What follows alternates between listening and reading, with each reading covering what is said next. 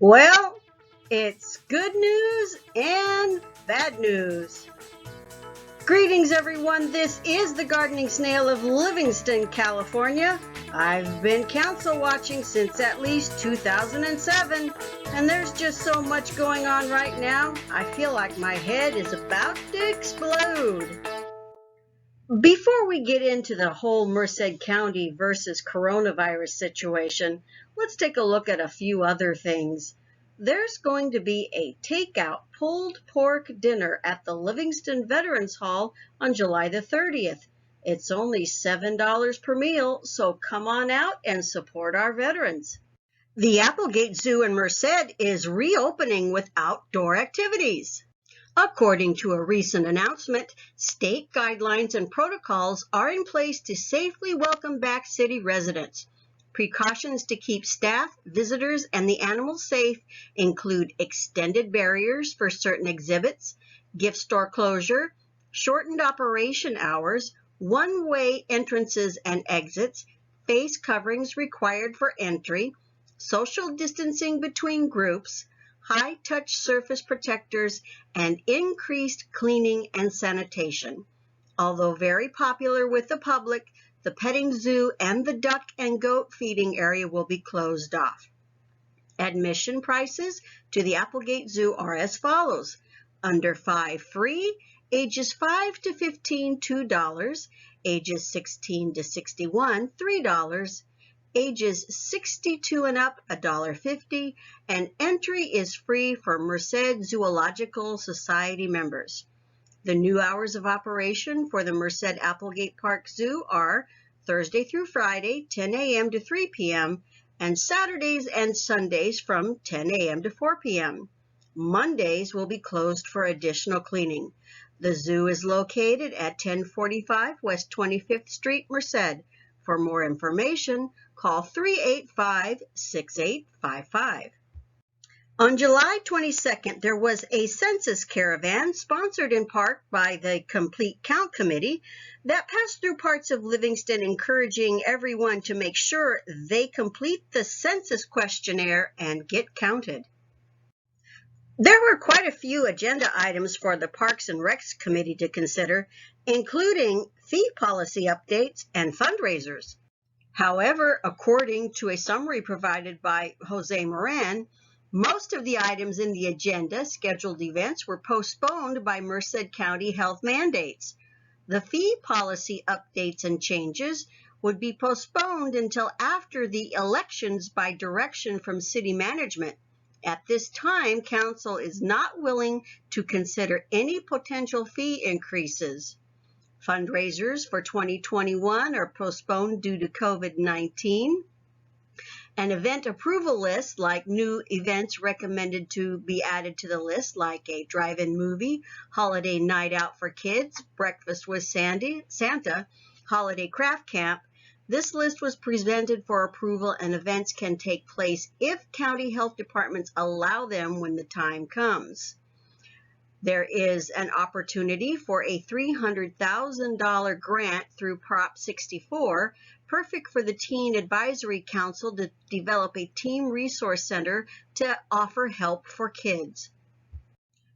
Some of you may not know that the city operates on a fiscal year that begins on July 1st, and that the budget for the fiscal year we are in right now has not yet been adopted.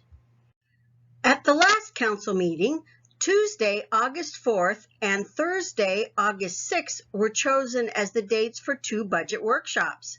However, since July 30th was on the list as a potential workshop date, I'm sure council has already had a copy of the proposed budget for at least a couple of weeks now.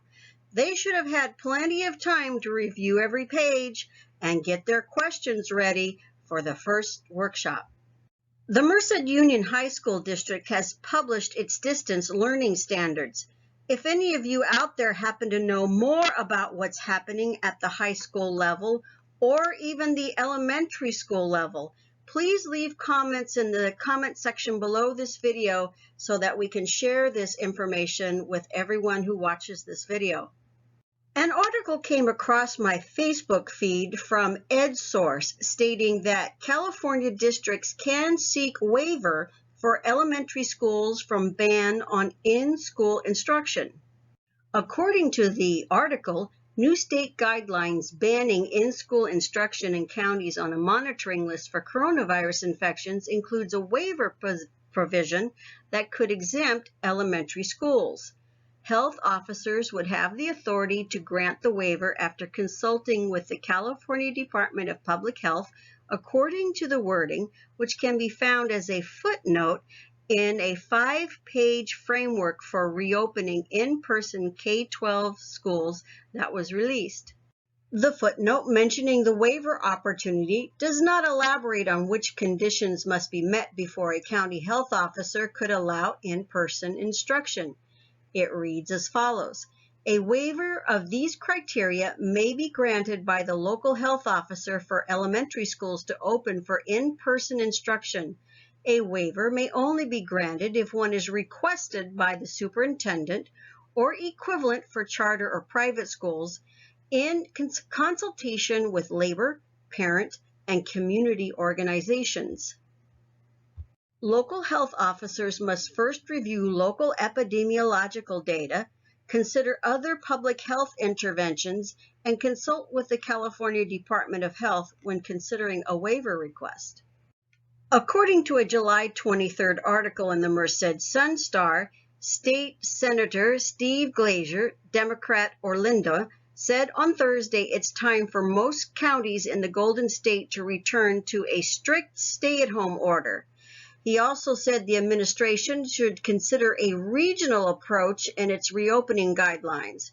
Under that method, if a county lowered its positivity rate, but its neighbor did not, then it could not lift the stay-at-home order.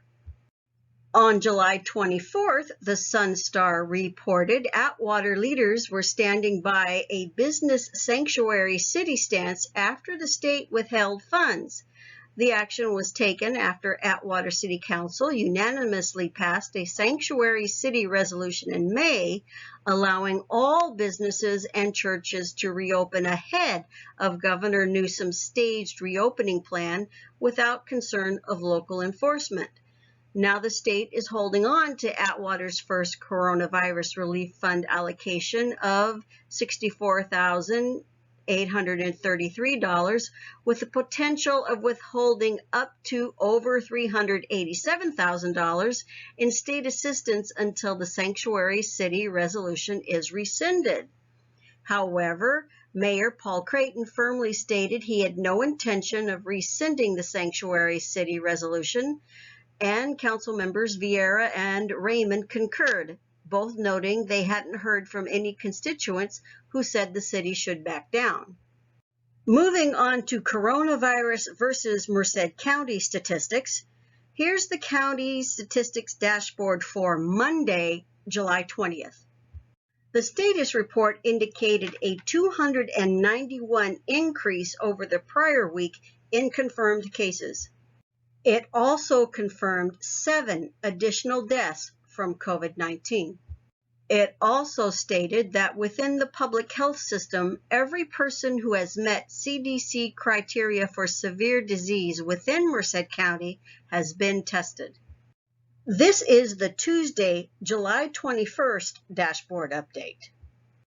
The status report said there were 119 more confirmed cases since Monday. Wednesday, July 22nd's dashboard. The status report stated that confirmed cases increased by 181. It also reported 4 more deaths. Thursday, July 23rd's dashboard. There wasn't an update posted to the county page for the 23rd.